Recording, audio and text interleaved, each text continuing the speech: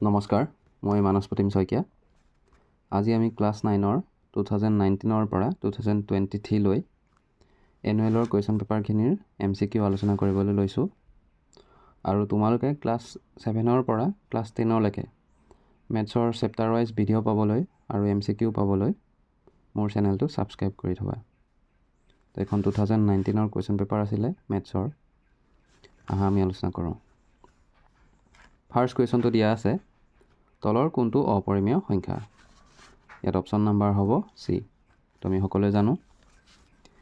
Next question দিছে 3/5 আৰু 4/5ৰ মাজৰ এটা পৰিমেয় সংখ্যা উলিয়াব দিছে।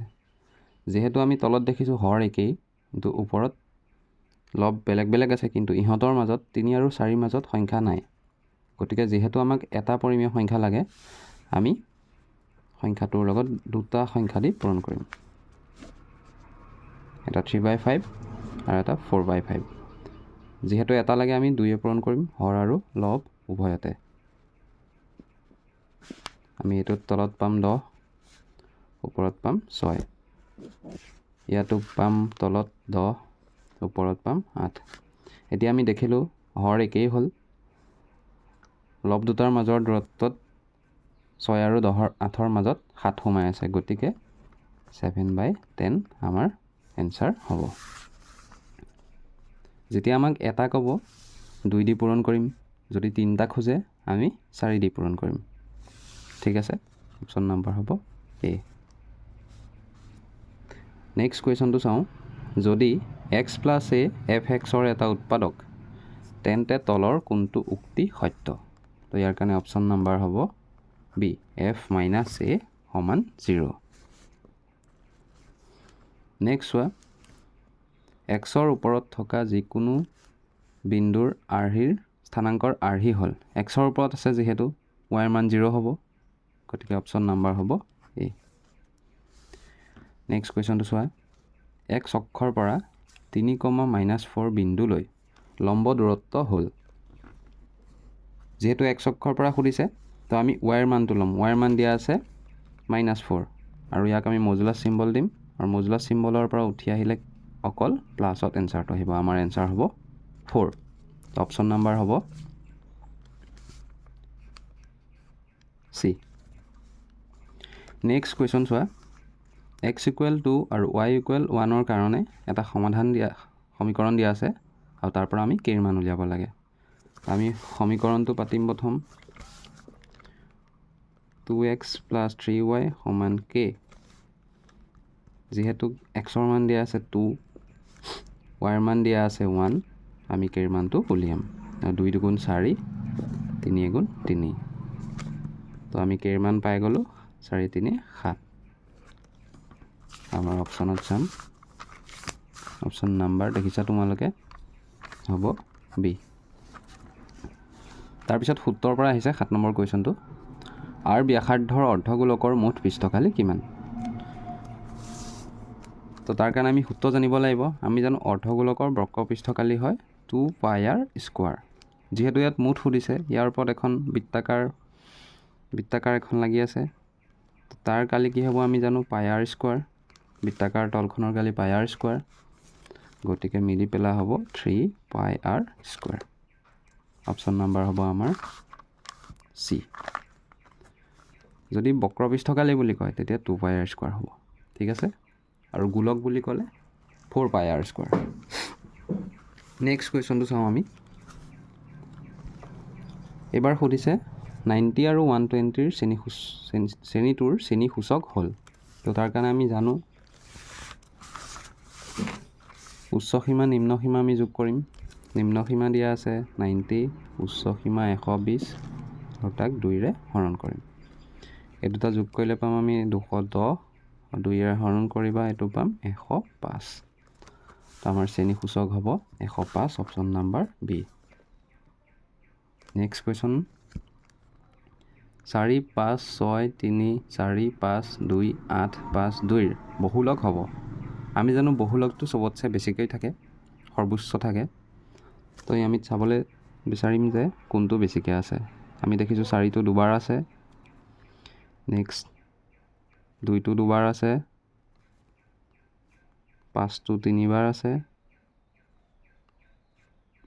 3টো এবাৰ, আৰু গতিকে আমি গম পাইছোঁ যে 5টোৱে আমাৰ বহুলক হ'ব। নেক্সট কুৱেশ্যন, তলৰ কোনটো সংখ্যা এটা ঘটনাৰ সম্ভাৱিতা হ'ব নোৱাৰে? যিহেতু নোৱাৰে সুধিছে, ইয়াত দেখিছোঁ আমি হৰটো ডাঙৰ আছে, গতিকে ই হ'ব পাৰে, ই শতাংশত আছে, ই হ'ব পাৰে, যিহেতু ই বিয়োগত আছে, ই হ'ব নোৱাৰে। অপশ্যন নাম্বাৰ হ'ব চি।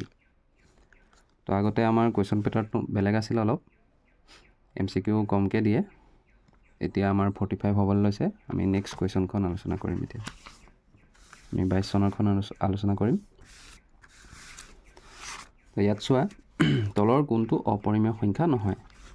তো আমি যিহেতু দেখিছোঁ পাইটো হয়, ৰুট 7 আছে, এইটোও হয়, অপৰিমেয় হয়, আৰু ইয়াতো ৰুটটো আছে, ই হয়, গতিকে আমাৰ থাকিল অপশ্যন এ, ই অপৰিমেয় নহয়, ই পৰিমেয়। আমি জানো ইয়াৰ স্কোৱাৰ কৰিলে আমাৰ 9 ওলাব, 9 9 গুণ 81। নেক্সট কুৱেশ্যনটোত আহিছোঁ, তলৰ কোনটো এটা চলকযুক্ত বহুপদ? আমি যিহেতু দেখিছোঁ ইয়াত চলক এটাই আছে সকলোতে, কিন্তু আমি তাৰ পাৱাৰ চাম, ই দুটা আছে চলক, এক্স আৰু ৱাই। ইয়াত চালোঁ এক্সৰ ওপৰত ৰুট অভাৰ আছে, ই হ'ব নোৱাৰে।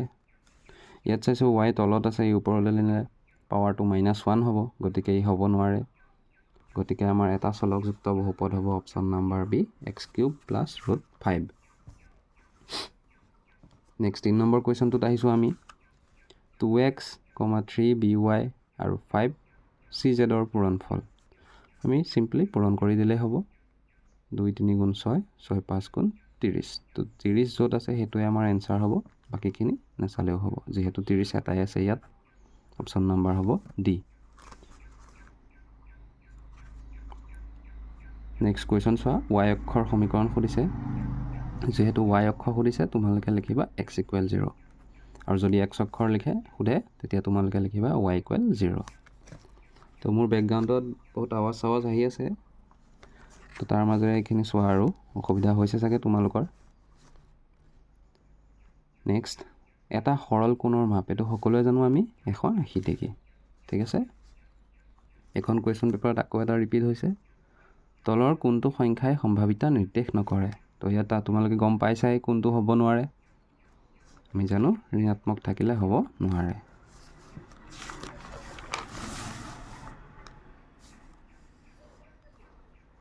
নেক্সট কুৱেশ্যন দিছে, ত্ৰিভুজৰ কালিৰ সূত্ৰটো লিখা। যদি ইয়াৰ বাহুকেইটাৰ মাপ দিয়া থাকে, আমি জানো তাৰ কাৰণে ফৰ্মুলা হ'ব, এইখিনিতে লিখিছোঁ তোমালোকক, root over s × s - a, s - b × s - c, য'ত ABC হ'ল 3টা বাহু আৰু s-টোৱে বুজাব অৰ্ধ পৰিসীমা। ঠিক আছে। নেক্সট আমি এটা শংকুৰ ভূমি ব্যাসাৰ্ধ দিয়া আছে r, আৰু উচ্চতা দিয়া আছে h, নতিৰ উচ্চতা l। তো ইয়াৰ কাৰণে l-ৰ মান কিমান সুধিছে? তো আমি জানো l = √r² + h²। Option number হ'ব এ। তাৰপিছৰ কুৱেশ্যনটো চোৱা, a⁴ মান হ'ব, আমি সকলোৱে জানো কাৰোবাৰ ওপৰত পাৱাৰ যদি 0 থাকে সেইটো সদায় 1 হ'ব। তাৰপিছৰটো চোৱা, তলত দিয়া কোনটো ত্ৰিভুজৰ সৰ্বসমতাৰ চৰ্ত নহয়? আমি প্ৰথমটো চাইছোঁ বা কো বা, ই হয়, বা হয়, মই হয় কেইটাত চিন দিছোঁ দেই। নেক্সট দিছে কো, এইটো আমি পোৱা নাই, এইটো নহয়, মানে অপশ্যন নাম্বাৰ হ'ব চি, এ এইটো হ'ব নোৱাৰে, বাকীকেইটা হয়, এও হয়। ঠিক আছে, তো এইখনৰো আমাৰ MCQ পাৰ্টটো শেষ। যদি তোমালোকক এইখিনি থিয়ৰী পাৰ্টখিনি লাগে মোক ক'বা, থিয়ৰী পাৰ্টখিনিও ছল্ভ কৰি দিম। নেক্সট আমি আহিম 23 কুৱেশ্যন পেপাৰখন। চোৱা, এটা বৃত্তৰ পৰিধি দিয়া আছে c, আৰু ব্যাস দিয়া আছে d।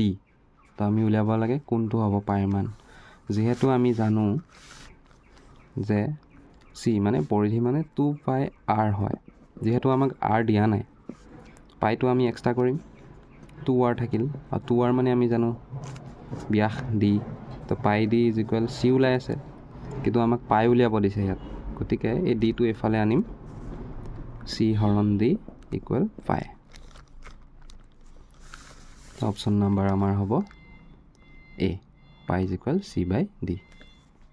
নেক্সট অলপ আগৰ কুৱেশ্যনখনত মই কৈছোঁ পাৱাৰ যদি 0 থাকে আমাৰ এনচাৰ সদায় হ'ব 1, অপশ্যন নাম্বাৰ চি। নেক্সট কৈছে যুগ্ম মৌলিক সংখ্যাটো হ'ল, তো সকলোৱে জানো আমি যুগ্ম মৌলিক সংখ্যা প্ৰথমটো হ'ব 2, option number B. Next question চোৱা 4/5 ইনটু 100% ইকুৱেল কিমান? তো আমি 4/5 ইনটু 100% কৰিম, 5ৰে কাটিম ইয়াক, 20 বাৰ 20 4 গুণ 80 আৰু লগত পাৰ্চেণ্টটো আহিব।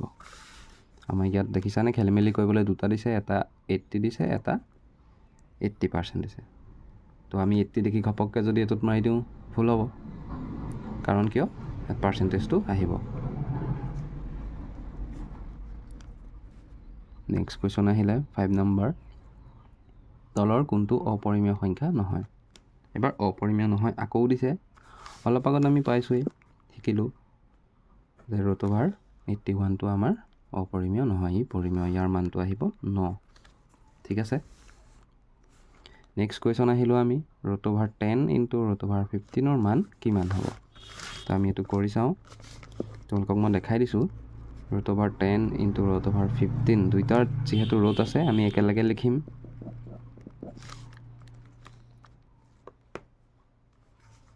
আমি ইয়াক ভাঙিম,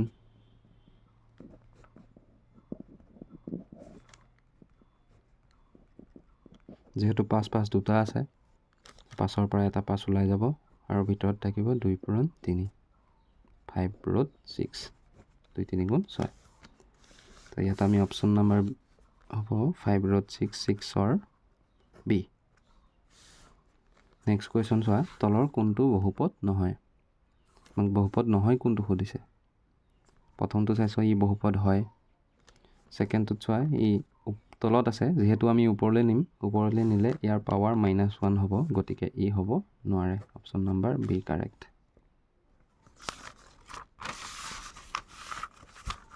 নেক্সট কুৱেশ্যন 8 নম্বৰ, যদি x = 2 আৰু y = 1 সমীকৰণ ইমানৰ এটা সমাধান তেন্তে কেইৰ মান হ'ব? আমি এনেকুৱা এটা অলপ আগত কৰিছোঁৱেই, তো আমি আকৌ এবাৰ কৰোঁ। এইটো আমাক দিয়া আছে 2x + 3y = k। xৰ মান 2 দিছে, yৰ মান 1 দিছে। এইটো আগৰ কুৱেশ্যনটোৰ সৈতে একেই ৰিপিট হৈছে। 4 + 3 = k implies 7, কেৰ মান 7, অপশ্যন নাম্বাৰ হ'ব চি। নেক্সট কুৱেশ্যন চোৱা তলৰ কোনটো বিন্দু দ্বিতীয় চুকত আছে? আমি জানো যে দ্বিতীয় চুকত বা প্ৰথম গোটেইকেইটা মোক চুক দেখাওঁ তোমালোকক। এডাল x অক্ষ, এডাল x ডেছ, y আৰু y ডেছ। তো প্ৰথম চুকটোত সদায় যোগ আৰু যোগ হয়। দ্বিতীয় চুকত x বিয়োগত y যোগত, আৰু তৃতীয় চুকত দুইটা বিয়োগত, আৰু চতুৰ্থ চুকত x যোগত y বিয়োগত। এতিয়া আমাক যিহেতু কৈছে যে দ্বিতীয় চুকত কোন আছে, তো দ্বিতীয় চুকত থাকিবলৈ হ'লে প্ৰথমতে xৰ মান বিয়োগ আৰু yৰ মান যোগত থাকিব লাগিব। এতিয়া xৰ মান বিয়োগত কোনটো আছে? চি, -6 আৰু 3। নেক্সট কুৱেশ্যন প্ৰবৃদ্ধ কোণ থিটাৰ মান কিমান? আমি সকলোৱে জানো প্ৰবৃদ্ধ কোণ সদায় 180তকৈ ডাঙৰ আৰু 360তকৈ সৰু। 11 নম্বৰ কুৱেশ্যনটোত আহিছোঁ, তলত দিয়া কোনটো ত্ৰিভুজৰ সৰ্বসমতাৰ চৰ্ত নহয়? যিহেতু নহয় সুধিছে, আকৌ এইটো পুনৰ দিছে আমাক এ, এইটো নহয়, অপশ্যন নাম্বাৰ চি।